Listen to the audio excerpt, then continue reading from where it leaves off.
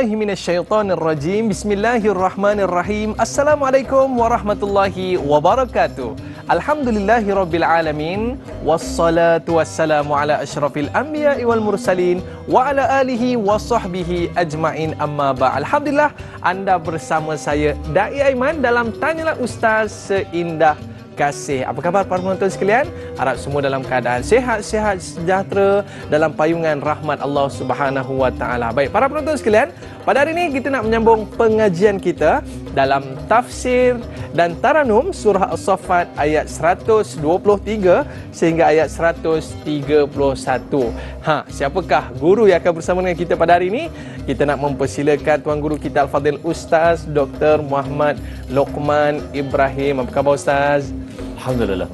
Terima kasih Ustaz kerana bersama dengan kita pada hari ini. Dan sudah semestinya para penonton kita ni ada yang nak bertaranum dengan kita pada hari ini. Tapi sebelum tu para penonton sekalian, anda semua dah siap sedia dengan Al-Quran, mushaf anda dan juga tafsir anda untuk kita sama-sama mentadabbur ayat-ayat suci Al-Quran yang akan kita pelajari pada hari ini. Jadi para penonton sekalian, tanpa buang masa lagi, kita dah tak sabar dah ni nak mendengar alunan ayat suci Al-Quran daripada Al-Fadhil Ustaz surah As-Saffat ayat 123 sehingga ayat 131. Tafadhal Ustaz. A'udzu billahi minasyaitonir rajim. Bismillahirrahmanirrahim. Alhamdulillahilladzi arsala rasulahu bil huda wa dinil haqq liyudhhirahu 'alad dini kullih wa kafaa billahi shahida. Wassalatu wassalamu ala Rasulillah wa ala alihi wa ashabihi wa mawalah. Terima kasih Dai Aiman dan tuan-tuan muslim-muslimat rahmat Allah sekalian. Alhamdulillah Allah Subhanahu wa taala mempermudahkan lagi kita untuk sama-sama solat subuh dulu pada pagi ini dan terus kepada program yang insya-Allah bertujuan untuk kita mengingati Allah Subhanahu wa taala. Tanyalah Ustaz.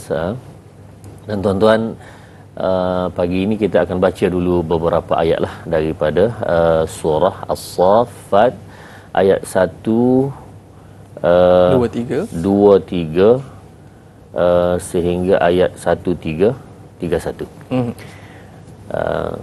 A'udzu billahi minasyaitonir rajim.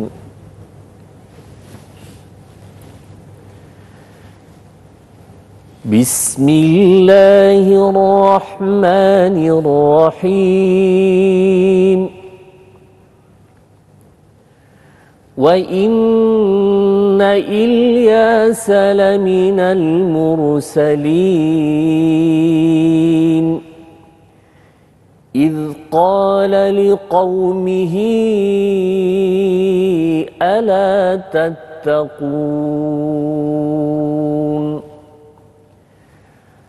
atad'una ba'lan wa tadharuna ahsanal khaliqin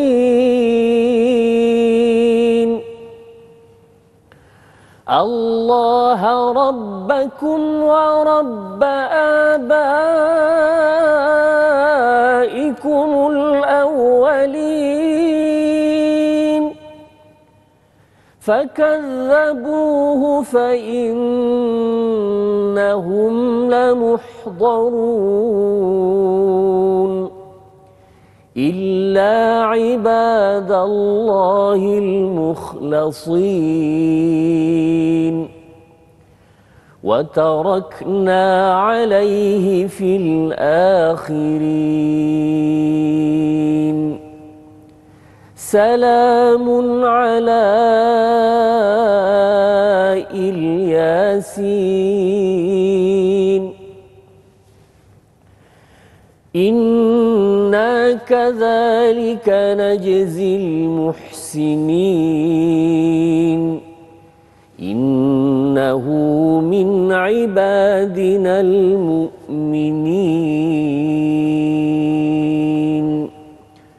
صدق الله العظيم. Jadi itu tuan-tuan puan-puan lebih kurang beberapa ayat daripada surah As-Saffat, dan untuk memberi maknanya Ustaz silakan mandulah. Okey, baik Ustaz. A'udzubillahi minasyaitonirrajim. Bismillahirrahmanirrahim. Ayat 123 dan sesungguhnya Nabi Ilyas adalah dari rasul-rasul, yakni kami, yang diutuskan. Ayat ke-124, ingatkanlah peristiwa tatkala ia berkata kepada kaumnya, hendaklah kamu mematuhi suruhan Allah dan menjauhi larangannya. Ayat yang ke-125, patutkah kamu menyembah berhala, Baal, dan kamu meninggalkan yakni ibadah kepada sebijak-bijak pencipta? Ayat ke-126, iaitu Allah Tuhan kamu dan Tuhan datuk nenek kamu yang telah lalu. Ayat 127, maka mereka mendustakannya. Akibatnya mereka tetap akan dibawa hadir untuk diseksa. Ayat 128, kecuali hamba-hamba Allah yang dibersihkan dari sebarang syirik, yakni maka mereka akan terselamat dan mendapat sebaik-baik balasan. Ayat ke-129, dan kami kekalkan bagi Nabi Ilyas, yakni nama yang harum dalam kalangan orang-orang yang datang kemudian. Ayat ke-130, salam sejahtera kepada Nabi Ilyas. Ayat ke-131, demikianlah sebenarnya kami membalas orang-orang yang berusaha mengerjakan kebajikan. Fadhal Ustaz. Baik, terima kasih Man. Tuan-tuan muslim-muslimat rahmat Allah sekalian, alhamdulillah kita dapat baca beberapa ayat dan kita akan bincangkannya. Sebelum itu saya nak sebut dulu tuan-tuan, berkenaan dengan salah satu perkara yang berkaitan dengan bacaan Al-Quran. Tuan-tuan yang kita baca sekarang, ada namanya dan ada, kita kata mudah, mazhab bacaan lah, ya, mazhab bacaan. Sebenarnya Quran ini pun seperti mana mazhab dalam fiqh. Ada Syafi'i, ada Maliki, ada Hanafi, Hambali itu. Sama jugalah dengan bacaan Al-Quran, ada mazhabnya. Jadi kalau sama ada kita perasan atau tidak, kita beramal dengan satu mazhab tertentu dalam bacaan Al-Quran. Namanya ialah qiraat Hafs daripada Asim dengan Tariq Asy-Syatibi. Itu pendetailan yang panjang lah, tapi nak beritahunya bahawa ada satu mazhab tertentu. Dan tuan-tuan, bila kata satu mazhab tertentu, adakah di sana ada mazhab yang lain? Maka jawapannya ya, ada mazhab yang lain. Jadi dengan sebab itu tuan-tuan, pagi ini kita nak baca, nak kenal-kenal, ataupun kita nak bersama-sama nak baca qiraat yang lain sikit itu. Boleh kita baca gitu? Jawapannya boleh. Adakah daripada Rasulullah? Ya, jawab daripada Rasulullah sallallahu alaihi wasallam. Cuma kita tidak biasa, itu saja, tidak menjadi amalan kita. Baik, Ustaz ambil satu ayat yang mudah lah tuan-tuan. Ayat 127. 127. فَكَذَّبُوهُ فَإِنَّهُمْ لَمُحْضَرُونَ. Itu bacaan kita, bacaan Hafs daripada Asim. Adapun bacaan imam yang lain, misalnya daripada Imam Ibnu Kathir, ini Bazzi dan Qumbul, membaca dengan begini tuan-tuan. فَكَذَّبُوهُ فَإِنَّهُمْ لَمُحْضَرُونَ. Jadi kalau perhatikan tuan-tuan, dia ada dua bezanya situ. Yang pertama, فَكَذَّبُوهُ kita pendek, tidak baca dengan silah situ, tapi dia baca dengan silah. فَكَذَّبُوهُ dua harakat. Kemudian wa innahum, silah mimul jama' itu dibaca dengan فَإِنَّهُمُ لَمُحْضَرُونَ, dua harakat. Jadi fakadzabuhu fa innahumu lamuhdharun. Fakadzabuhu fa innahumu lamuhdharun. Jadi yang tu Ustaz dah baca. Sekarang Ustaz nak minta lah pula. Sila baca. Auzubillahi minasyaitonir rajim. Fakadzabuhu fa innahumu lamuhdharun. Alhamdulillah, tamam. Lulus Lulus insyaallah. Jadi tuan-tuan, makna bukanlah payah sangat qiraat ini, tinggal lagi kita perlu belajar sedikit, dan juga ini bukan satu kebiasaan kepada bacaan Al-Quran yang kita baca. Yang pentingnya tuan-tuan, ini adalah salah satu bacaan Rasulullah sallallahu alaihi wasallam. Samalah mazhab Syafi'i itu kita diamalkan di Malaysia ini secara khususnya. Kemudian mazhab Hanafi itu daripada siapa? Juga daripada Rasulullah sallallahu alaihi wasallam. Cuma kita kata dia itu ada perbezaan kefahaman dan juga pendetailan mazhab-mazhab tersebut. Samalah dengan Al-Quran, ada mazhab-mazhab lain, yang penting daripada satu induk sahaja, iaitu daripada Nabi sallallahu alaihi wasallam. Baik Ustaz. Ya. Itu dia. Jadi kita melihatkan pendetailan tentang kisah-kisah sebelum ini. Kita dah cerita dah tentang Nabi Musa, Nabi Harun dan sebagainya Ustaz. Jadi kalau kita melihatkan pada awal ayat yang Ustaz bacakan sebentar tadi, seolah-olah macam kita nak cerita tentang Nabi Ilyas. Ya. Tapi mungkin Ustaz boleh berikan sedikit gambaran secara keseluruhan dulu Ustaz. Dalam 10 ayat ni, apa sinopsis yang kita nak belajar pada hari ini sebelum kita nak detailkan satu persatu. Boleh Ustaz? Ya. Tafadhal Ustaz. Baik, terima kasih Man dan tuan-tuan muslimat rahmat Allah sekalian. Secara umumnya ayat-ayat yang kita nak bincangkan pada hari ini ialah berkenaan tentang seorang rasul. Rasul ini bernamanya Nabi Ilyas alaihi salam. Barangkali Nabi Ilyas ni adalah nabi yang agak terpencil sikit daripada pengetahuan kita. Sebabnya kalau kita dengar kisah-kisah selalu Nabi Musa, Nabi Adam, Nabi Daud, Sulaiman. Tapi bila Nabi Ilyas ni tak banyak kita jarang pendengaran, pengetahuan kita pun tak banyak tentang Ilyas. Dan bila dirujuk pun memang dalam riwayat ada pun tidaklah sebanyak yang ada pada nabi-nabi yang lain. Jadi itu tafawut ataupun berlebih kurang di kalangan para nabi dan rasul. Ada sebahagian mereka yang kita kenal dengan nama dan juga banyak mukjizatnya, seperti Nabi Allah Musa alaihissalam. Nabi Muhammad memanglah. Sebahagian pula kita tak dengar langsung. Misalnya Nabi Idris, Ilyas termasuk. Ada seorang lagi nama sangat dekat ialah Ilyasa'. Ilyasa' ni bila dirujuk bahawa Nabi Ilyas dan Ilyasa' ni dia ada hubungan. Ada hubungannya, iaitu sepupu. Ibnu Ammi, mana sepupu kepada Nabi Ilyas dan Ilyasa'. Kedua-duanya orang baik yang akhirnya dipilih oleh Allah Subhanahu Wa Taala menjadi rasul. Tapi Nabi Ilyas ini membawa perkara yang sama seperti rasul-rasul yang lain. Apa perkara sama tuan-tuan dan puan-puan? Iaitu beliau ini, Nabi Ilyas ini membawa satu perintah Allah Subhanahu Wa Taala, iaitu mengajak manusia menyembah Allah Subhanahu Wa Taala. Dan ini menjadi asas kepada semua rasul. Tuan-tuan cuba perhatikan. Di dalam ayat Al-Quran, Allah mendatangkan uslub ataupun sirah yang sangat-sangat hampir. Sangat hampir. Perhatikan tuan-tuan, saya nak baca beberapa ayat. Misalnya Allah sebut dalam Al-Quran kisah Nabi Hud. A'udzubillahi minasyaitanirrajim.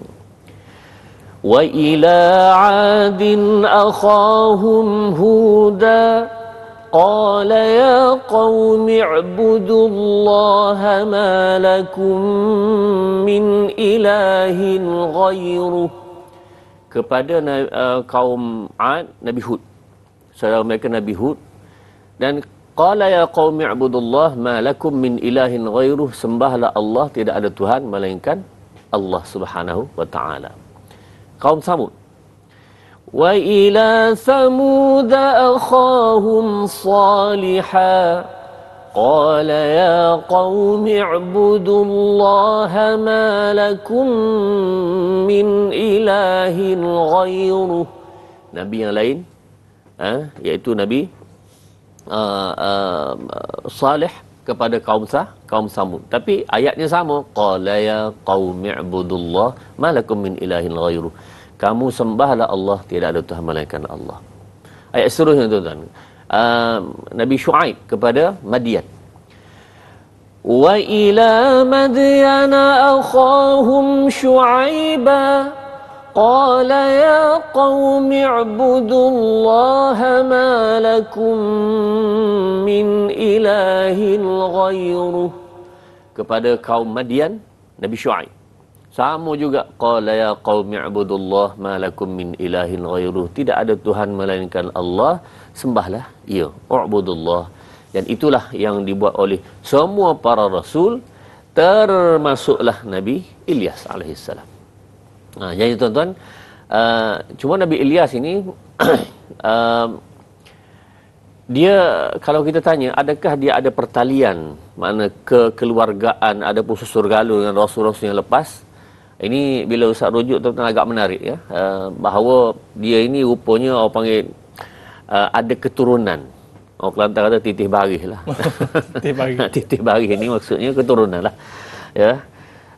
Nabi Ilyas ini ayahnya nama Yasin. Ilyas bin Yasin bin Finhas bin Iras bin Harun. Oh, maknanya kita kata cicit cuit lah kot lah. Cicit kepada Nabi Allah Harun alaihissalam. Jadi keturunan juga daripada Bani Israel. Jadi dengan sebab itu tuan-tuan, soalan, kenapa Nabi Allah Ilyas alaihissalam ini menyeru kepada kaumnya, idh qala liqaumihi ala tattaqun, berkata kepada kaumnya, kenapa kamu tidak bertakwa kepada Allah Subhanahu wa taala? Atad'una ba'lan wa tadharuna ahsanal khaliqin, kenapa kamu duduk menyeru meminta kepada Ba'al? Ba'al ini ialah satu berhala untuk mereka meminta dan segala hajat mereka kepada Ba'al. Sedangkan Allah rabbakum wa rabba abaikumul awwalin, Allah itu Tuhan kamu dan Tuhan kepada bapa-bapa keturunan tok-tok nenek kita, termasuk Habib Nabi Harun alaihi salam. Jadi tuan-tuan, soalannya kenapa kaum ini meminta kepada benda yang lain, tidak menyembah kepada Allah Subhanahu wa taala, kerana sedangkan tok nenek mereka itu adalah orang yang beriman kepada Allah. Maka jawabnya tuan-tuan, itulah sifat manusia. Sifat manusia. Apakah sifat manusia itu? Ustaz serah dululah kepada selepas ini. Baik para penonton, mungkin kita nak lihat bagaimana sifat manusia yang biasa kita lihat dalam kehidupan kita, kelemahan dalam kehidupan kita yang menyebabkan kita ini meletakkan pergantungan selain daripada Allah SWT. Selepas ini kita bicarakan, para penonton jangan berganjak ke mana-mana. Kembali selepas ini Tanyalah Ustaz, saya Indah Kasih.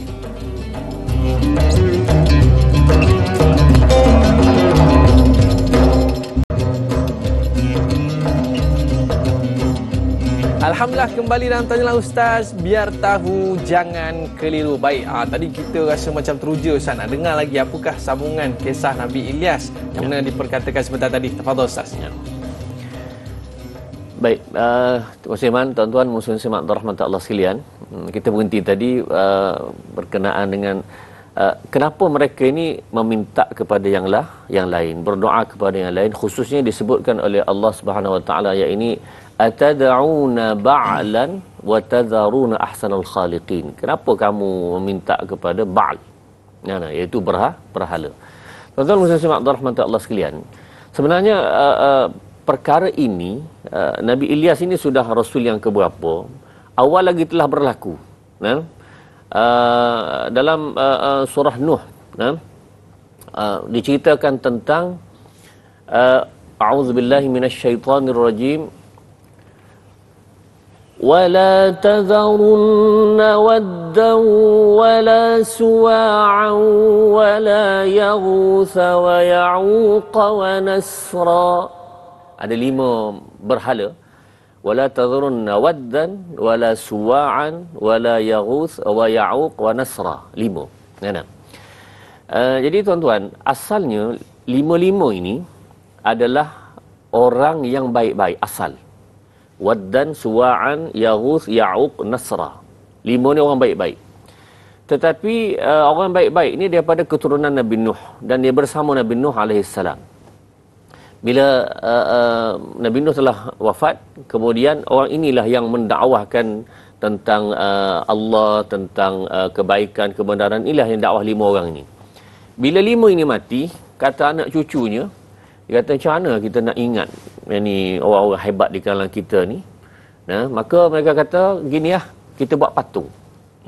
Nah, buat apa? Patung. Buatlah patung Wad dan Suwa'an Yaghus wa Ya'uq wa Nasra ini. Maka dia buat patung. Bila buat patung ni tuan-tuan, mula-mulanya patung tu untuk dilihat, dikenang, diingat saja. Sebab ini mengingat kepada tok nenek kita, jasa dia.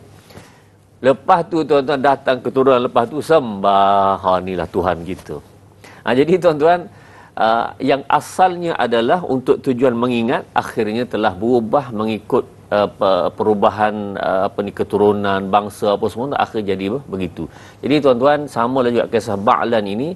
Adakah mereka ini kenal Allah Subhanahu wa taala? Jawapannya kenal. Mereka kenal. Tetapi mereka telah dalam ayat lain Allah Subhanahu wa taala sebutkan bahawa tujuan mereka buat begini adalah untuk mereka mengingati Allah Subhanahu wa taala, untuk mendekatkan kepada Allah Subhanahu wa taala. Adalah surah Az-Zumar tuan-tuan. A'udzu billahi minasyaitonir rajim.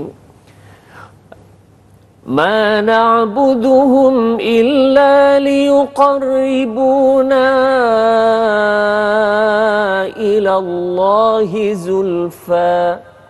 Kami tidak sembah mereka ini, patung-patung ini, tapi sebenarnya ada tujuan kami sembah itu adalah supaya liyuqarribuna ilallahi zulfa, supaya kami nak dekat sangat dengan Allah Subhanahu wa taala. Jadi jalan untuk dekat apa dia? Kena patung ini barulah sampai kepada Allah Subhanahu wa taala. Sedangkan Allah Subhanahu wa taala tidak nak begitu. Nah, Allah nak kalau beribadat terus kepada Allah Subhanahu wa taala, kalau minta terus kepada Allah Subhanahu wa taala. Itulah yang sebenar cara untuk kita menyembah Allah Subhanahu wa taala. Masya-Allah. Baik Ustaz, inilah dia dalam kita meletakkan satu-satu pergantungan kepada Allah SWT, tak perlu kepada orang tengah. Kita direct kepada Allah SWT, atau kita berdoa, beribadah, sujud, rukuk dan sebagainya, terus kepada Allah Subhanahu wa taala. Baik para penonton sekalian, kita ada soalan yang menarik daripada sahabat kita di Facebook, Muhammad Izzuddin, merujuk kepada ayat 123 mafhumnya, dan sesungguhnya Ilyas benar-benar termasuk salah seorang rasul-rasul. Adakah Nabi Ilyas juga dikurniakan mukjizat oleh Allah Subhanahu wa taala seperti nabi-nabi yang lain? Silakan Ustaz. Baik, terima kasih kepada Muhammad Izzuddin. Soalan yang sangat baik, dan tuan-tuan, sebagaimana Ustaz sebut di awal tadi, iaitu sebahagian rasul Allah Subhanahu wa taala tunjukkan namanya berkali-kali. Sebenarnya Isa alaihissalam. Isa alaihissalam antara rasul yang banyak diulang oleh Allah Subhanahu wa taala 25 kali dalam Al-Quran. Banyak kali tuan-tuan. Sehingga ada yang mengatakan Isa ni lagi hebat daripada Muhammad sallallahu alaihi wasallam. Dari Rasulullah ni 4+1. Muhammad 4 kali, Ahmad 1. Jadi makna 5 kali je. Maka tuan-tuan, kalau nak kata Nabi Isa lebih hebat, tak kenalah. Kenapa? Kerana hanya nama disebutkan, dan ulama mengatakan bahawa ada tujuan-tujuan disebut nama tersebut. Tapi tuan-tuan, Rasulullah ini disebut melalui gelarannya berpuluh kali, mungkin ratus. Iaitu An-Nabi, Al-Ummi, Mustafa, Rasul, Basyiran, Nadhiran, Nur, dan banyak yang lain-lain. Jadi maknanya dari sudut kehebatan Nabi Muhammad sallallahu alaihi wasallam lebih hebat. Baik, ada pula di kalangan rasul-rasul yang kita tidak dengar banyak. Termasuklah salah seorang ni Ilyas. Nabi Musa kelebihannya belah laut, ada tongkat jadi ularnya, tangannya dia letak bawah ni, ketiaknya dia keluar tangan bercahaya. Itu mukjizat Nabi Allah Musa alaihissalam. Walaqad ataina Musa 9 ayatin bayyinat. Ada 9 yang Allah sebutkan kepada Nabi Allah Musa tentang mukjizat-mukjizatnya. Tetapi Nabi Ilyas alaihissalam, setakat rujukan Ustaz, Nabi Ilyas ni tidak dapat diketahui secara jelas, tetapi disebutkan namanya termasuk minal mursalin, iaitu di kalangan para rasul. Walaupun ada riwayat sedikit, ada perbincangan tentang riwayat tersebut, tapi tak apalah tuan-tuan, secara umumnya dia adalah termasuk dalam kalangan para rasul. Dan rasul-rasul ini sebenarnya jumlahnya yang banyak, lebih kurang 300 lebih rasul-rasul, hanya 25 sahaja disebutkan oleh Allah Subhanahu wa taala di dalam Al-Quran. Sebab itulah tuan-tuan, Ustaz cadangkan antara cara yang baik ialah hafal nama Rasul ini dengan lagunya. Oh. Nah, tak? Biasa anak-anak kita yang di taskar apa semua tu boleh ingat. Adam, Idris, Nuhul, Saleh, Ibrahim, Lut, Ismail ila akhirilah.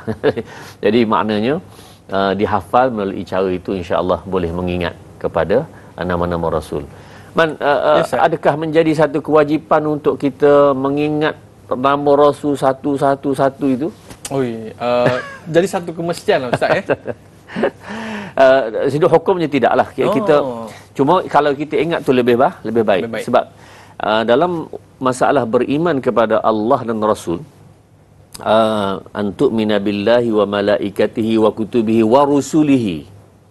Nah, kalaulah kita beriman itu dengan maknanya aku beriman dengan semua rasul diutus oleh Allah, memadailah bagi orang awam. Tapi kalaulah dia dapat ingat nama-nama tu, terbaik. Yelah, siapa lagi yang kita nak jadikan idola dan juga panduan.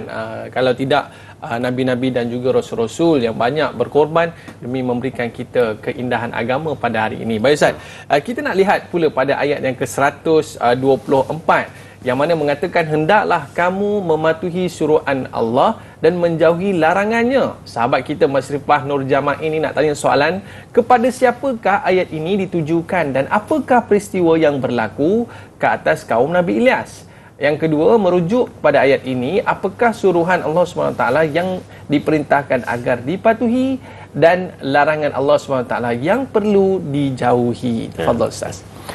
Baik, terima kasih kepada Mas Ripah Nur Jama'in. Soalan yang sangat baik, dan tuan-tuan muslim-muslimat rahmat Allah sekalian.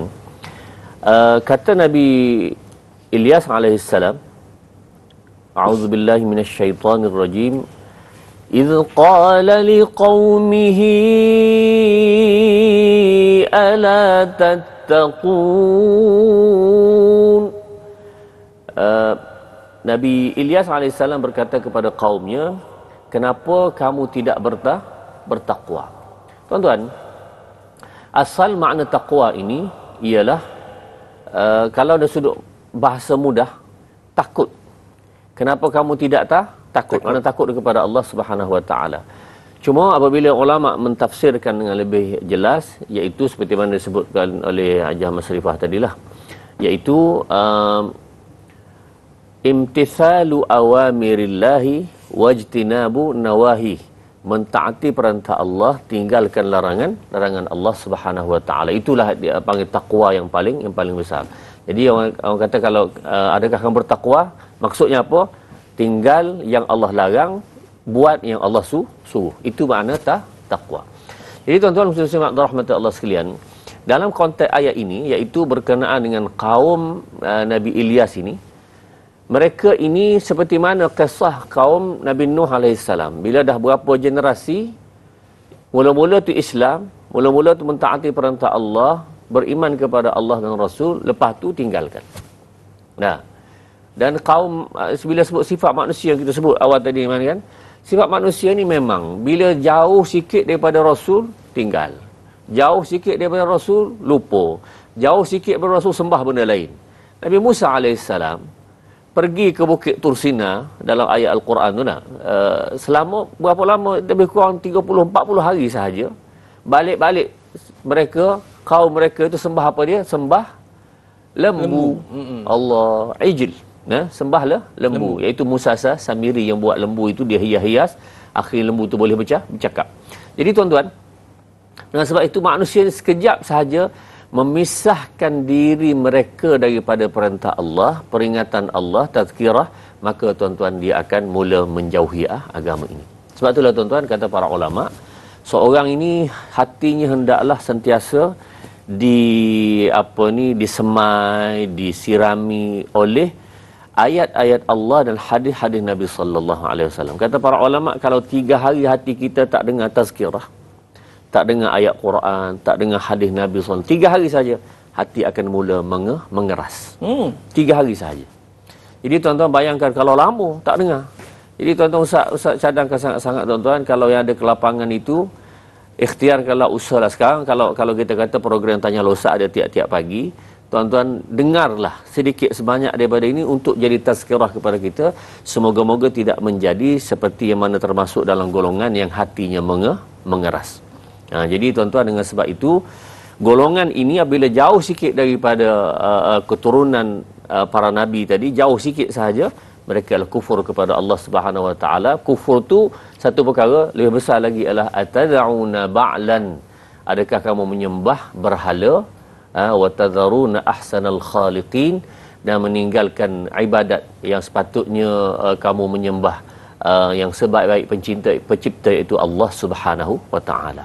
Jadi itu hakikat berlaku pada setiap zaman dan setiap waktu, sejak daripada Nabi Adam sampailah kepada kita pada hari ini. Maksudnya hati kita ni kena sentiasa diberikan tazkirah, iya, betul, diberikan nasihat, diberikan hadis, ayat Al-Quran supaya hati kita menjadi lembut. Tapi kalau 3 hari, maka kita akan jadi keras daripada sebarang orang kata perkara nak masuk tu susah.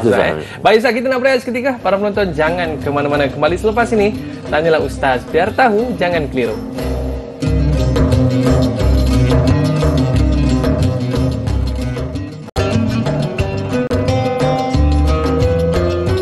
Al-Quran panduan penunjuk jalan, sunnah Rasul penerang kegelapan.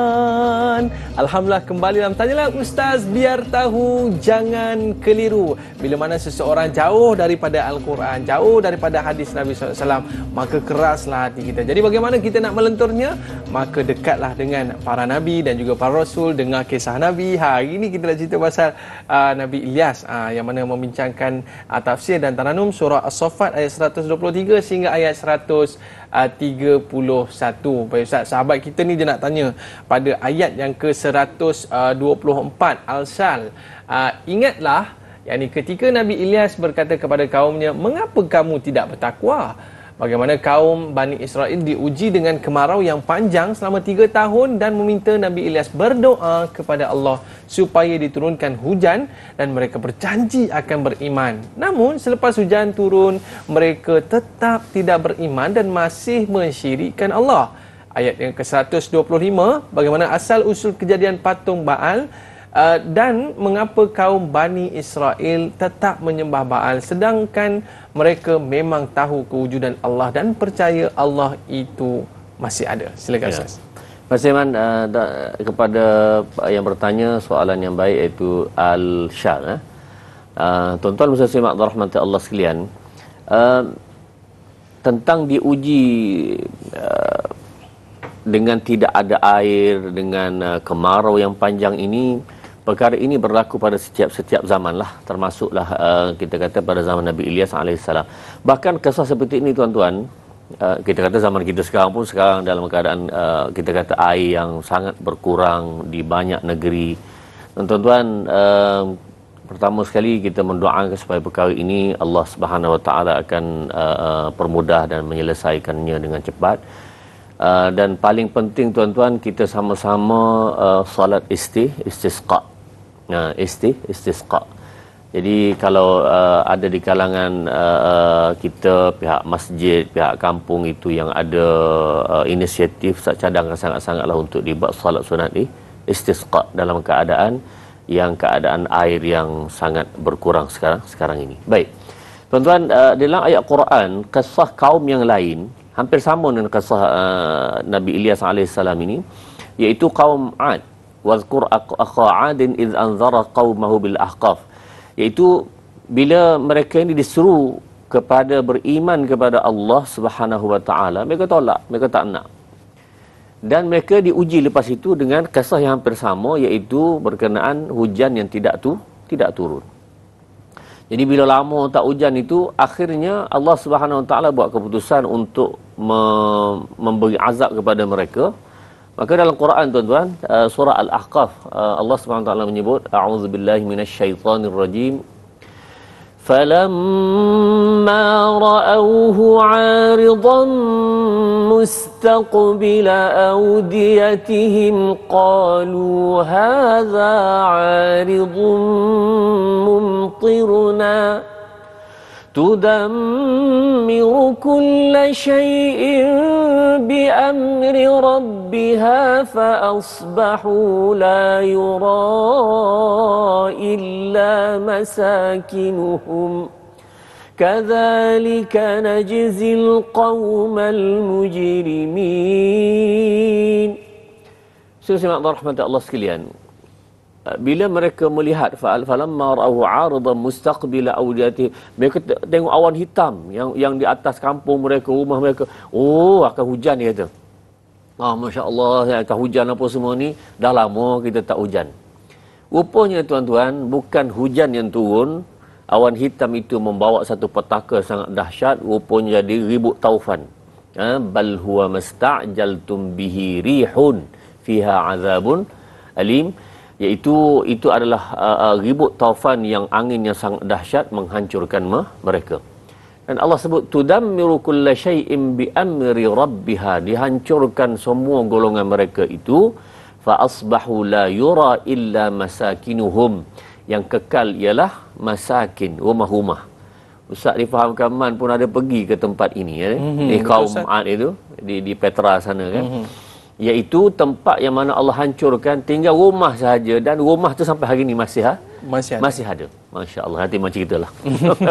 Tapi nak beritahu tuan-tuan, keadaan ini Allah Subhanahu Wa Taala buat kenapa? Kerana mereka ini mengingkari perintah Allah Subhanahu Wa Taala, yang akhirnya bukan saja hujan tak turun, datang angin, datang ribut menghancurkan semua sekali. Tapi agak menarik tuan-tuan dalam hal ini, iaitu Allah Subhanahu Wa Taala mendatangkan kisah-kisah ini hampir sama kaum Nabi Ilyas pun sama, kaum Ad ni pun sama, kaum-kaum yang lain juga sama, untuk menjadi apa dia? Untuk menjadi satu mau'izah, satu kisah-kisah yang akan menjadi contoh kepada kita semua. Jadi tuan-tuan, dengan sebab itu, kalaulah ada ujian-ujian seperti ini, nombor satu perkara pertama sekali kena buat ialah dalam menghadapi kemarau kah, dalam menghadapi susah payah kah, ekonomi kah, apa semua, manusia ini pertama sekali kena rujuk kembali kepada Allah Subhanahu Wa Taala. Dialah yang memberikan perkara tersebut, dialah yang menarik balik. Allah memberi masalah dan Allah juga akan menarik balik masalah tersebut. Okey, baik Ustaz. Kita ada pemanggil di talian. Assalamualaikum. Siapa di talian? Waalaikumsalam. Silakan. Saya Norini binti Abdul Latif daripada Untung Ipoh Perak. Okey, orang Ipoh ni. Silakan. Ya. Assalamualaikum doktor. Waalaikumsalam. Silakan. Saya nak cuba baca doktor. Okey. Ya, silakan. A'udzu billahi minasy syaithanir rajim. Bismillahirrahmanirrahim. Wa inna iyyaka laminal mursalin. إذ قال لقومه ألا تتقون أتدعون بعلا وتذرون أحسن الخالقين صدق الله العظيم. Doktor, boleh tak saya keluarkan sikit tajuk doktor? Boleh, silakan. Boleh yang ayat yang mula-mula ni doktor. Wa istifan nabatah Hamzah in tu Hamzah fatah, in wajib guna idamun nam syaddah, nun atau mim syaddah, na isfada fatah, Hamzah tamzah kata, in izam tula, ya ma'asli wa talim zati, da isfada fatah, la isfada fatah, mi isfada kasar, nan ilam kamrah, mur rotafin, da isfada fatah, lima arif sukun. Terima kasih doktor dan ayat. Assalamualaikum.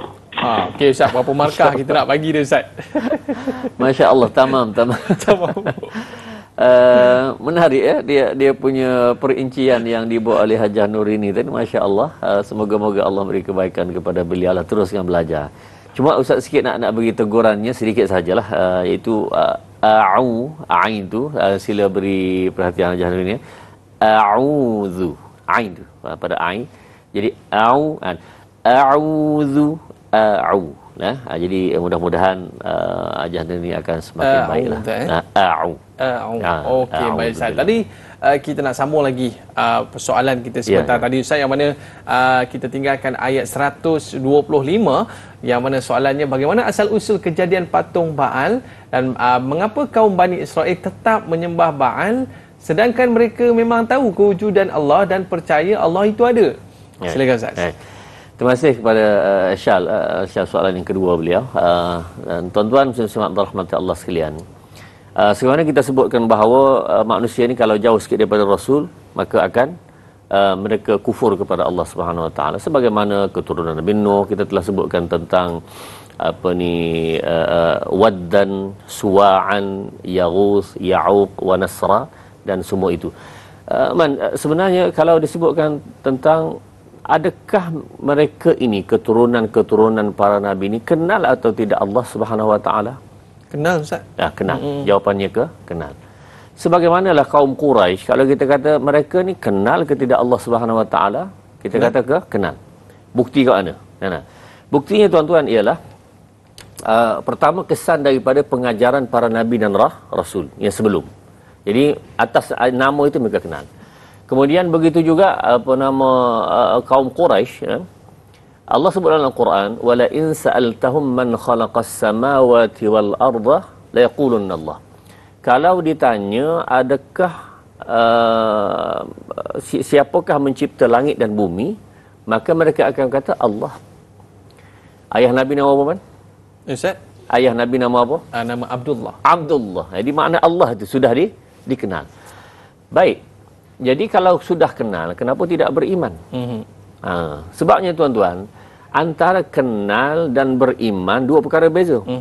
Nah, macam Ustaz kenal nama man Aiman. Itu kenal nama.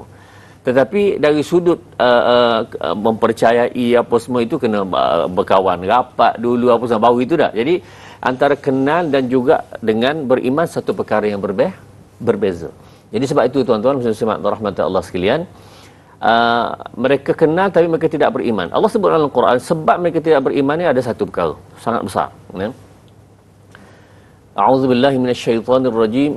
Wa ja'ala lillahi andada wa ja'alu lillahi andada.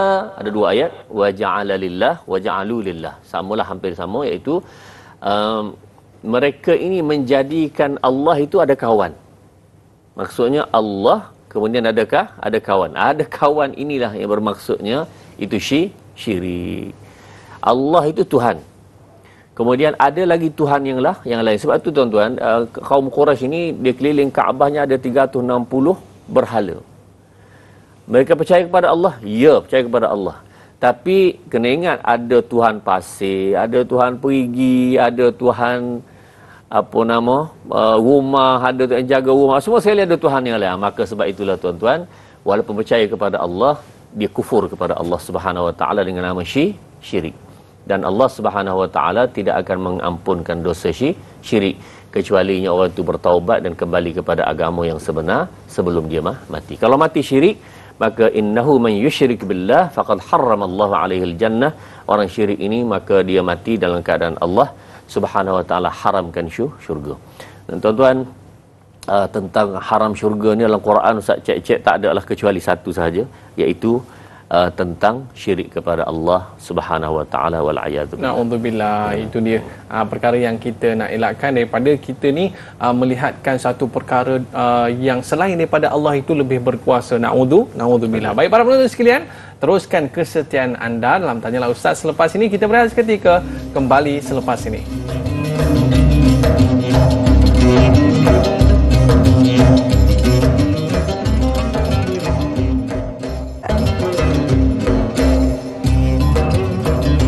Alhamdulillah, kembali dalam Tanyalah Ustaz. Biar tahu, jangan keliru dalam perbincangan tafsir dan taranum surah As-Saffat ayat 123 sehingga ayat 131.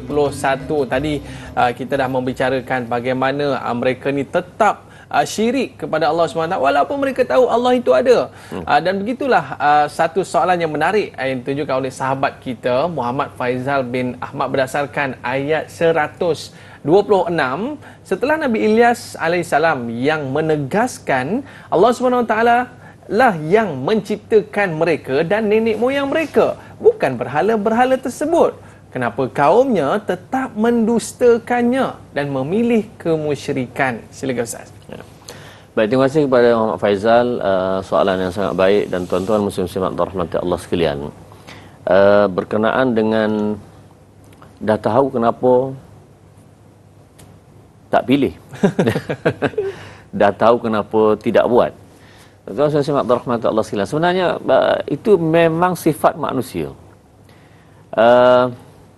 Banyak juga di masa zaman sekarang ini tuan-tuan, orang tahu benda baik tak buat. Banyak. Ya tak? Orang tahu bersedekah itu baik tapi tak nak sedekah juga. Ya tak?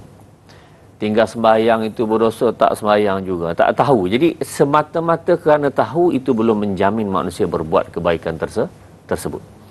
Tetapi mesti perkara ini dilatih, mesti perkara ini diusahakan supaya dia menjadi satu amalan. Bila disebut oleh Allah Subhanahu Wa Taala, ini qala Allah, qala Rasul sallallahu alaihi wasallam, maka dia kena terima, dia kena buat perkara yang disuruh oleh Allah dan Rasul. Dan tuan-tuan, itulah bezanya manusia antara sifat manusia yang Allah Subhanahu Wa Taala beri ni, beza antara malaikat dan syaitan. Ya. Dua makhluk yang tidak ada pilihan. Ya. Malaikat ni Allah sebut dalam Quran, a'udzubillahi minasyaitonirrajim. La ya'suna ma amarahum wa yaf'aluna ma yu'marun. La ya'suna la ya'suna Allah ma amarahum. Dia tidak berbuat maksiat kepada Allah selama-lama. Itu malaikat. Memang dibuat macam robot gitu dah. Nah. Tetapi satu makhluk yang lain untuk menentang sahaja, tak terima sahaja, engkar sahaja, itu namanya syaitan. Syaitan ni pada awalnya dia ada pilihan awal. Tetapi setelah dia tak nak sujud, iblis dia tak nak sujud kepada Adam alaihissalam, maka lepas itu wa kana minal kafirin, habis dah. Pilihan kamu sudah kamu pilih, iaitu kamu tidak nak sujud kepada Adam, kamu termasuk golongan kafir. Baik. Dengan sebab itu tuan-tuan, manusia ini di antara keduanya. Nah, iaitu ada ikhtiar, boleh memilih. Nak pilih nak sembah Allah boleh, nak pilih tidak sembah Allah pun boleh. Tapi dua-dua ada sebab akibat lah tu. Maksudnya, kalau kamu pilih sembah Allah, hujung jatuh syurga. Kalau kamu pilih tidak sembah Allah, hujung jatuh neraka. Ya, tuan, ada baru ni ada timbul pasal satu persoalan dah.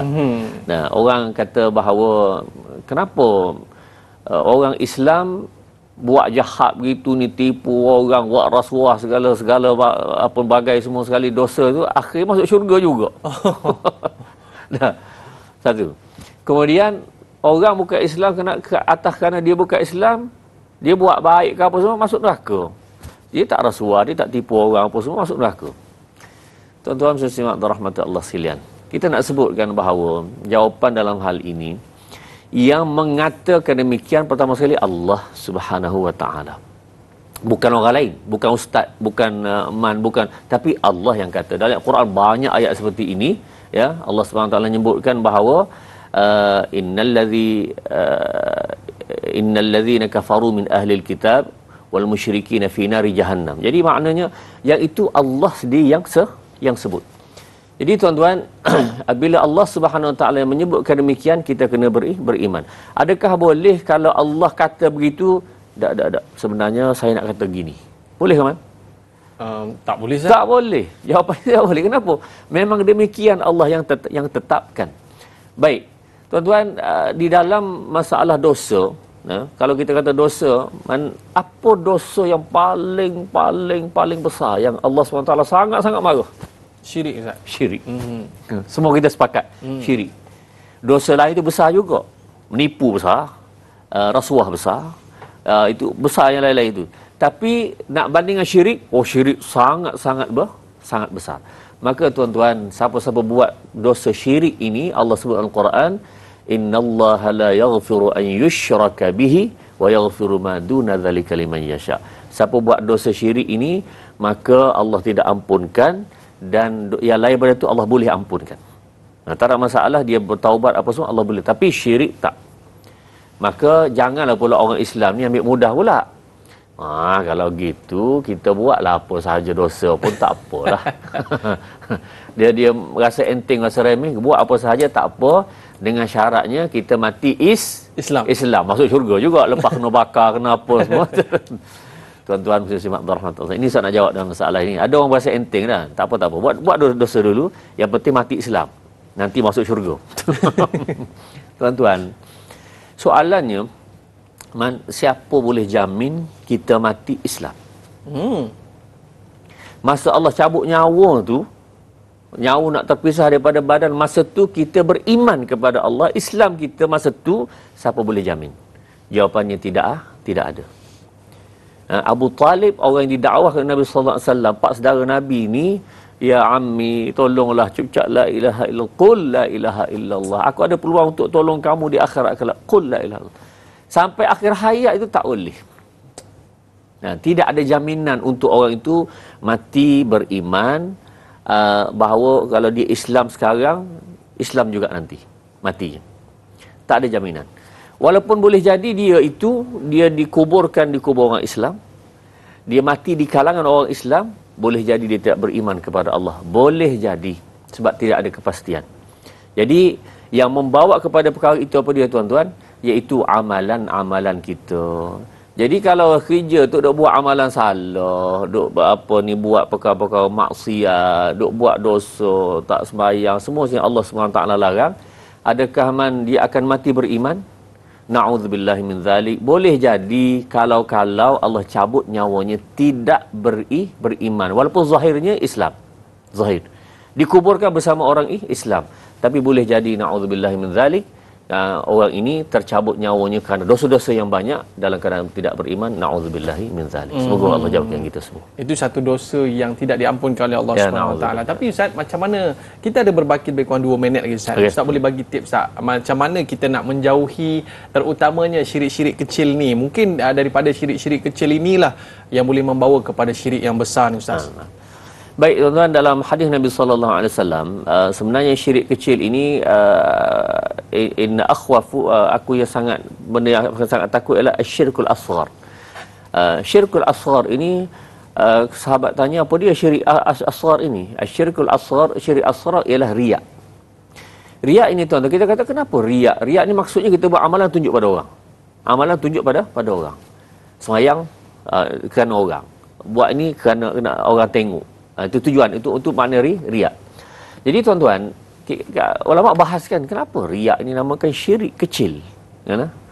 Tuan-tuan, antara lain maksud Nabi sallallahu alaihi wasallam ini ialah apabila contoh kita sembahyang subuh tadi untuk siapa? Untuk Allah. Lillahi ta'ala, kerana Allah. Baik, tiba-tiba kita sembahyang itu kerana orang lain, makna seolah-olah orang itu sama kedudukan dengan Allah. Itu panggil syirik kecil. Memang kita tak niat begitu, tapi bila berlakunya demikian, seolah-olah sembahyang itu rupanya tunjuk kepada orang, bukan kepada Allah. Itu termasuk syirik kecil. Maka dengan sebab itu tuan-tuan, yang ini perkara-perkara syirik kecil ini mengharapkan perkara lain seolah-olah mengharapkan kepada Allah. Takut benda lain, seolah takut pada Allah. Ini na'udzubillah. Takut hantu tu okey lagi lah. Takut itu sekadar manusia biasa. Tapi kalau takut sama je takut ke Allah, ini boleh membawa kepada syirik. Na'udzubillah. Sama jugalah dalam kita mencari rezeki Ustaz kan? Ya, sama pergantungan kita ni letak pada Allah SWT. Kita berusaha dan yang pemberi rezeki itu hanyalah Allah SWT. Baik, kita nak sambung. Maafkan saya. Kita nak sambung lagi selepas ini. Kita nak berehat seketika. Kembali selepas ini di TV9 lagi 30 minit. Kita tamat di TV3. Tanyalah Ustaz, biar tahu, jangan keliru.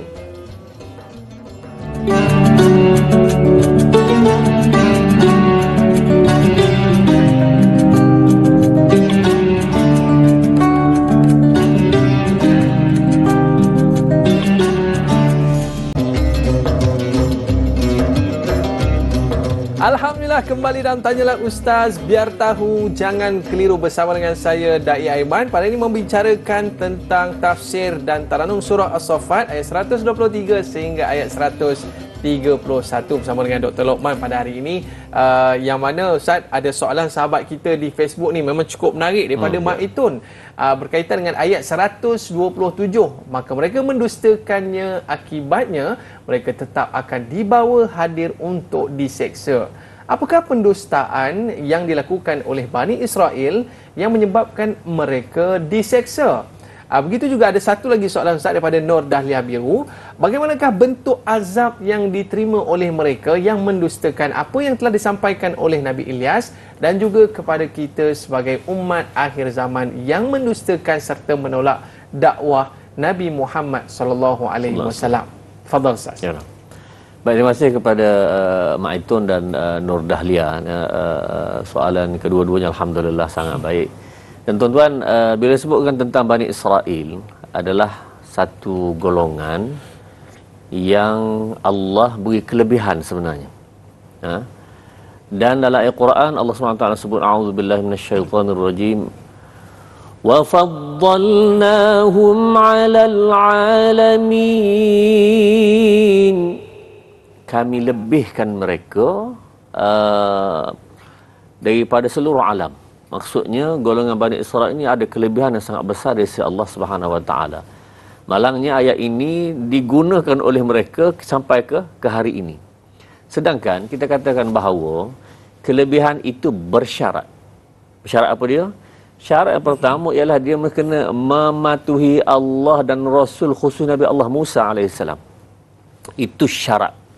Jadi kalau nak kata lebih semata-mata kemudian tak ikut syarat yang Allah dan Rasul letakkan, itu macam mana? Betul.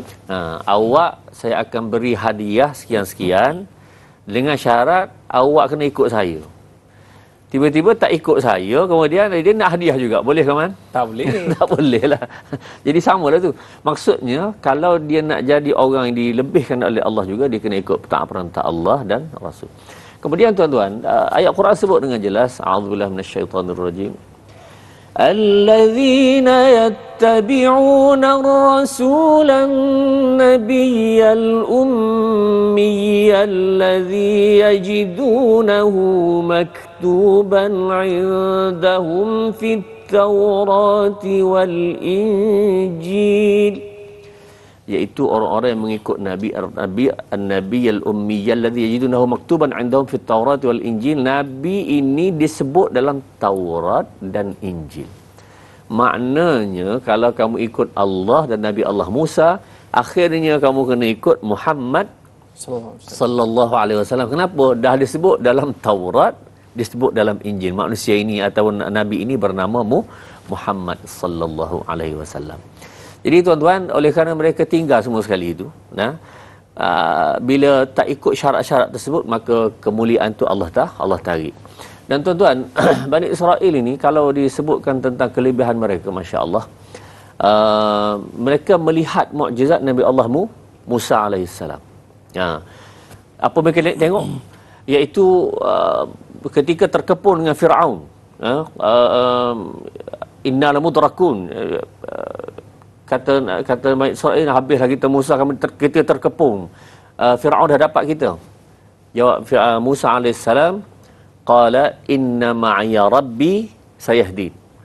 Tak ada apa, Allah ada, Allah yang akan beri petunjuk.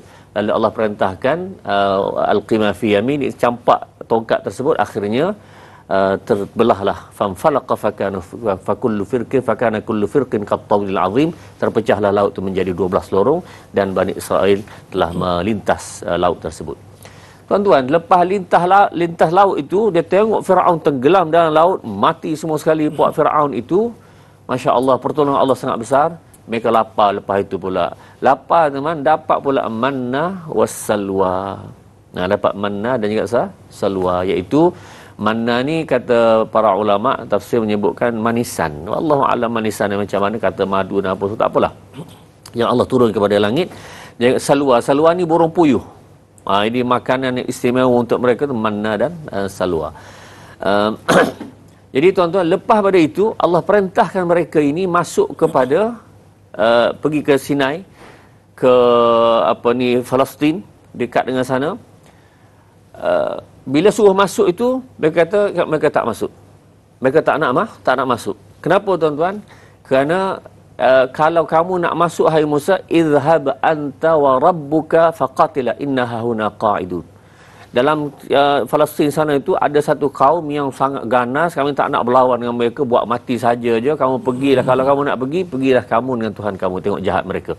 Pergilah kamu dengan Tuhan kamu. Inna hahuna qa'idun, kami duduk sini, nanti kalau kamu menang beritahu kami. Ini jahatnya Bani Israel. Jadi tuan-tuan, dengan sebab keingkaran mereka ini, akhirnya mereka telah dikutuk oleh Allah Subhanahu wa taala, dan ayat yang mengutuk Bani Israel ini sangat banyak dalam Al-Quran tentang kejahatan mereka sampai kali ini kita baca.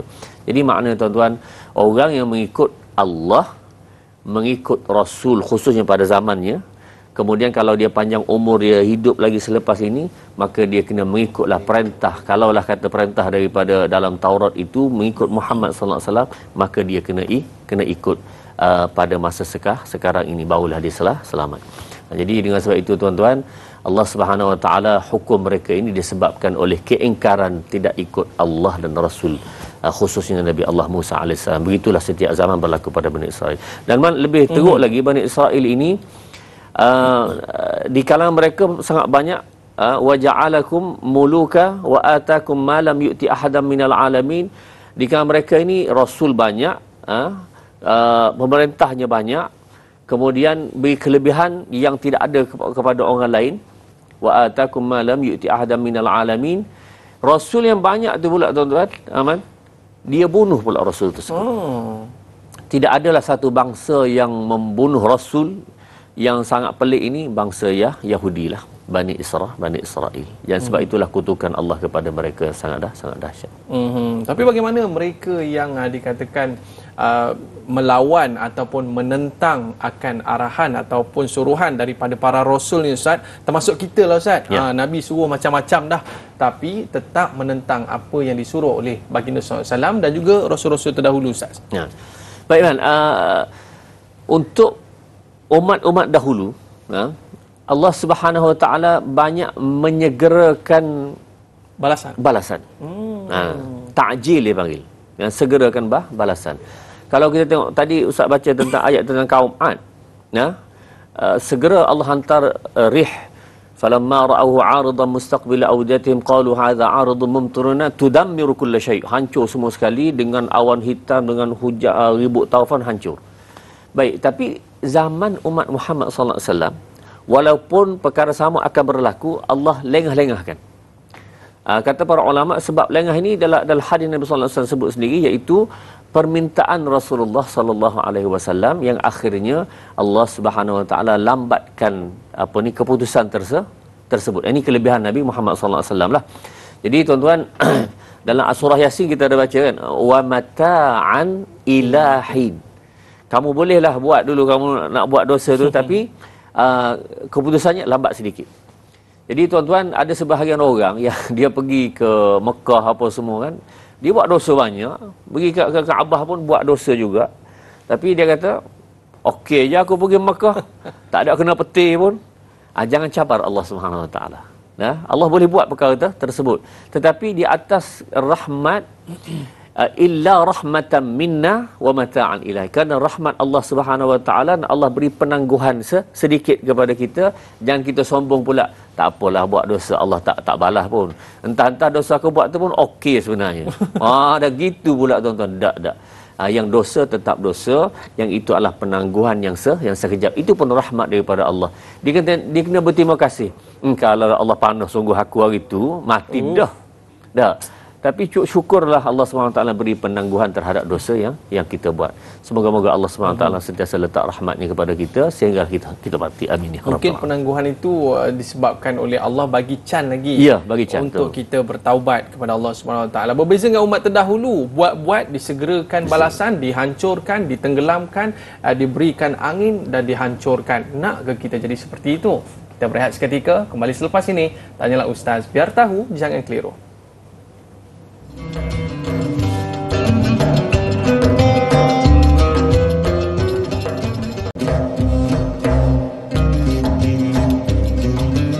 Alhamdulillah, kembali dalam Tanyalah Ustaz. Biar tahu, jangan keliru bersama saya, Da'i Aiman dan juga Dr. Luqman. Pada hari ini kita bicarakan ayat 123 sehingga ayat 131. Ni sahabat kita Ustaz di Facebook nak bertanya tentang ayat 128 surah As-Saffat ini.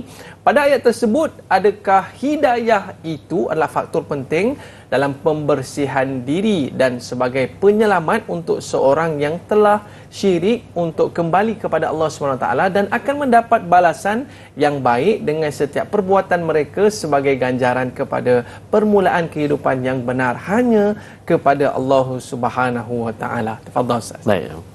Terima kasih kepada Siti Nurbayah, soalan yang baik, dan jawapannya memang benar. Hidayah itu faktor yang sangat penting.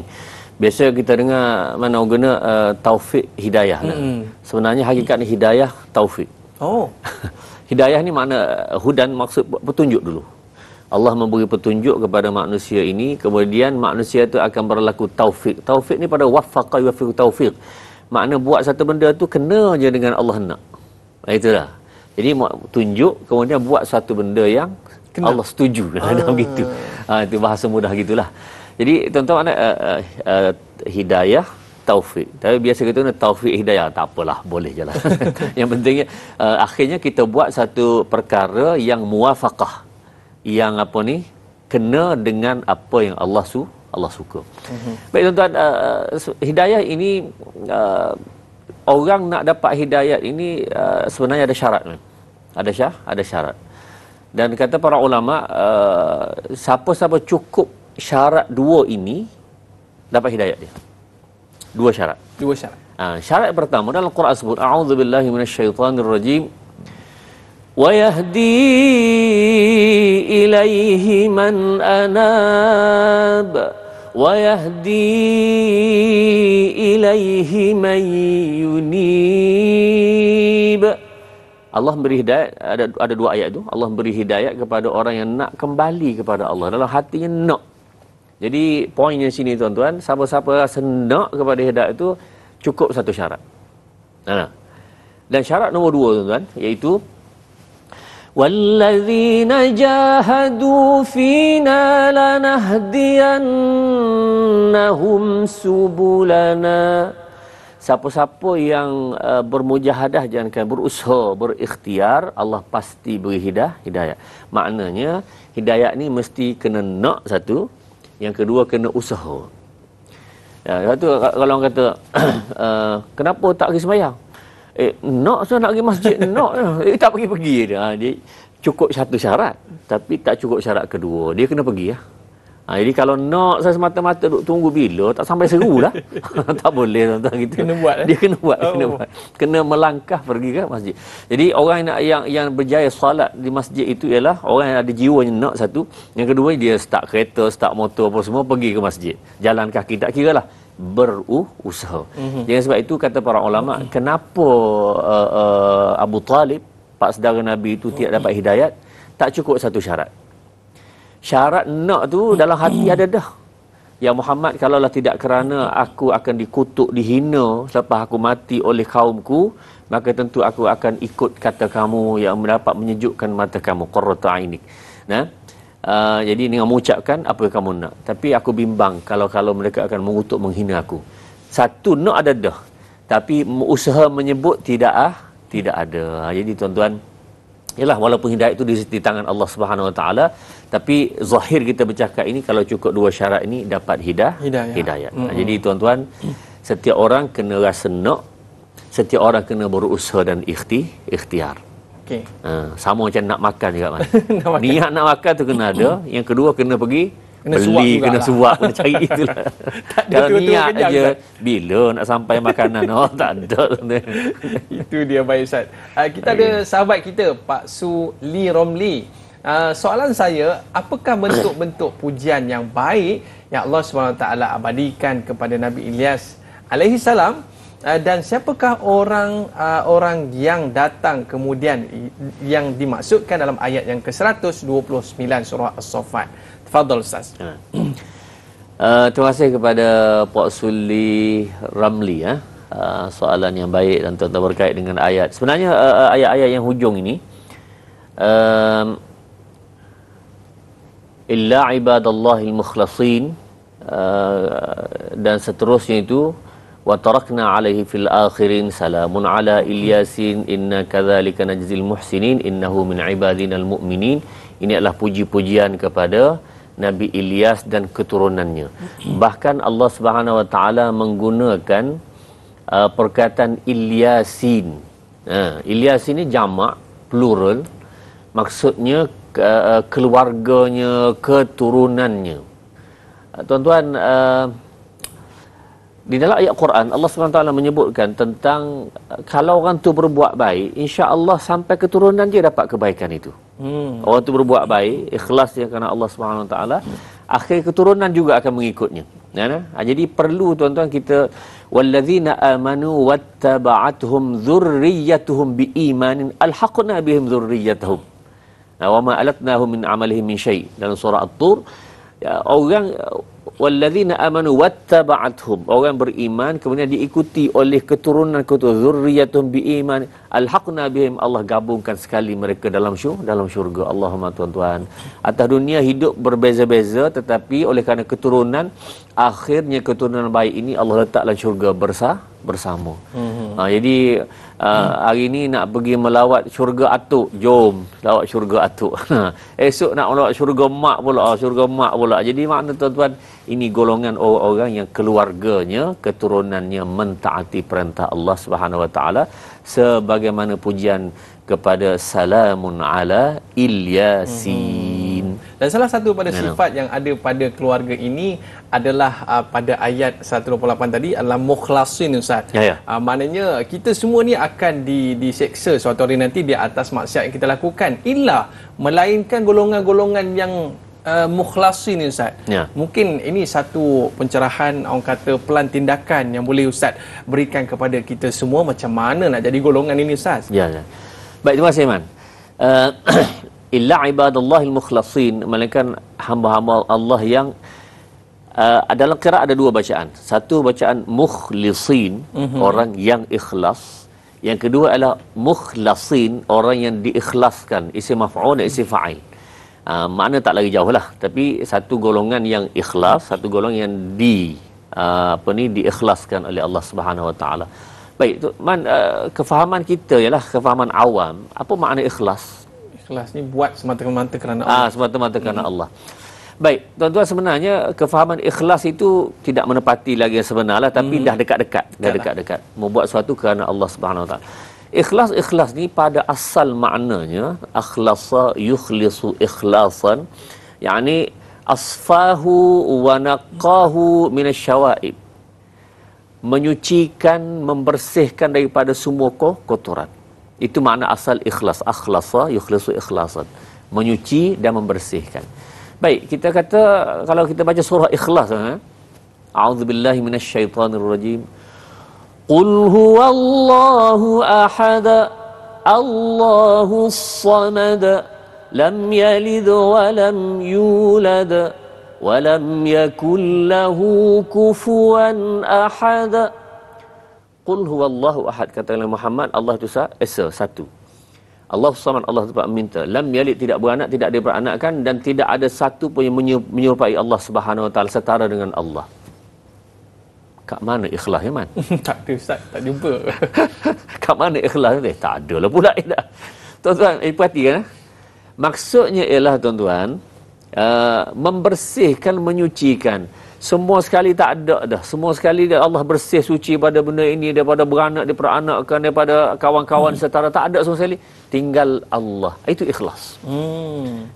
Sebab itu kita kata buat benda ini ikhlas kerana Allah. Buat benda ini hanya semata-mata kerana Allah, yang lain tak ada dah. Itu ikhlas. Sebab itulah surah Ikhlas ini, Allah tidak beranak, tidak diperanakkan, tidak setara, Allah lah tempat meminta, Allah esa, buang dah habis yang lain tu, tinggal Allah Subhanahu wa taala. Itu ikhlas. Sebab tu nama surah tu Ikhlas. Jadi orang-orang mukhlasin ini ialah orang-orang yang mana dia ini dalam masalah beriman kepada Allah ni, benda lain tak ada dah. Mukhlasin di sini maksudnya buang dah benda lain tu, tinggal hanya beribadat kepada Allah Subhanahu Baik, Ustaz. wa taala. Kita nak raikan soalan terakhir lah ni mungkin, Ya, Ustaz. Daripada Jai. Adakah ayat ini pada ayat 131 surah Saffat, adakah ayat ini bermaksud Allah SWT juga akan membalas setiap orang yang sentiasa ingin memperbaiki amalannya dan sentiasa ada niat nak berdakwah, terutamanya pada non-Muslim, seperti mana Nabi Ilyas AS berdakwah pada kaumnya. Itu dia, Ustaz. Pada ayat yang terakhir ni kita dapat lihat najzil muhsinin, Ustaz, melakukan kebaikan. Fadhil, Ustaz. Baik, terima kasih pada Jai soalan yang baik, dan tuan-tuan muslim-muslimat rahmati Allah sekalian. Ya, pada hakikatnya Allah Subhanahu wa taala bertindak dengan keadilan yang sangat tinggi, iaitu yang berbuat baik Allah pasti balas baik. Sekalipun di atas muka dunia ini boleh jadi dia tidak dipandang baik, tapi kebaikan yang di sisi Allah pasti. Hal jazaul ihsan illal ihsan. Adakah ada balasan baik melainkan hanya dengan kebaikan juga? Ya, tentu sekali. Itulah jawapannya. Jadi tuan-tuan, begitu juga kalau buat jahat, ya, wa jazaa'u sayyi'atin sayyi'atun misluha. Berbuat baik maka balasan baik, buat jahat maka balasan jahat yang seperti itu. Dan Allah Subhanahu wa taala tidak tambahkan balasan kejahatan, tapi kebaikan, kalau menjaa bil hasanati falahu asyru amsalihha, buat satu baik 10 paling kurang sehingga 700, kan dalam kisah orang bersedekah sampai 700 kali ganda. Tapi buat jahat satu je, wahum la yuzlamun, dan bahkan dia tidak dizalimi oleh Allah Subhanahu wa taala. Mungkin kita berada di minit-minit terakhir ni, Ustaz. Ada sikit kesimpulan ataupun nasihat daripada Al-Fadhil Ustaz berdasarkan intisari ayat yang kita bacakan pada hari ini, Ustaz. Baik, terima kasih Iman. Tuan-tuan muslimat rahmati Allah sekalian, berkenaan dengan ayat-ayat yang kita baca pada hari ini, khususnya dengan nabi-nabi dan rasul-rasul, kesimpulannya ialah kesemua para nabi dan rasul membawa satu perkara yang sama, iaitu untuk mentauhidkan Allah Subhanahu wa taala. Dan bila orang itu mentauhid, menyembah Allah Subhanahu wa taala tanpa syirik, maka itulah maksudnya illa ibadallahi al-mukhlasin, iaitu hamba-hamba Allah yang ibadat ikhlasnya kepada Allah Subhanahu wa taala yang esa, yang satu. Baik, terima kasih Ustaz Dr. Muhammad Lokman Ibrahim atas penjelasan diberikan. Dan Ustaz, kita dah berada di akhir siaran. Kita akan minta Al-Fadhil Ustaz untuk mengimamkan bacaan doa penutup kita pada hari ini. Tafadhal, Ustaz. A'udzu billahi minasyaitonir rajim. Bismillahirrahmanirrahim. Alhamdulillahi rabbil alamin. والصلاة والسلام على أشرف الأنبياء والمرسلين وعلى آله وصحبه أجمعين. اللهم ارحمنا بالقرآن واجعله لنا إماما ونورا وهدى ورحمة. اللهم ذكرنا منه ما نسينا وعلمنا منه ما جهلنا وارزقنا تلاوته آناء الليل وأطراف النهار واجعله لنا حجة يا رب العالمين. وصلى الله على سيدنا محمد وعلى آله وصحبه وسلم والحمد لله رب العالمين. Amin, amin, amin ya rabbal alamin. Terima kasih kita ucapkan kepada Al-Fadhil Ustaz Dr. Muhammad Lokman Ibrahim atas penjelasan surah As-Saffat ayat 123 sehingga ayat 131. Baik para penonton, esok temu janji kita dalam topik perbincangan wanita kiriman Tuhan. Siapa wanita tersebut? Baiklah, kita bersama dengan Al-Fadhil Ustaz Yaakob Yusra dan juga pembantunya adalah Dai Aiman. Kita jumpa esok para penonton, jangan ke mana-mana. Kita bertemu pada esok hari. Tanyalah Ustaz biar tahu, jangan keliru. Kita jumpa lagi. Ila liqa, ma'assalamah. Assalamualaikum warahmatullahi wabarakatuh. Kita tutup majlis dengan kafaratul majlis dan suratul As. Subhanakallahumma wa bihamdika asyhadu an la ilaha illa anta asri innal insana lafi khusr illa alladziina amanu. Terima kasih Ustaz.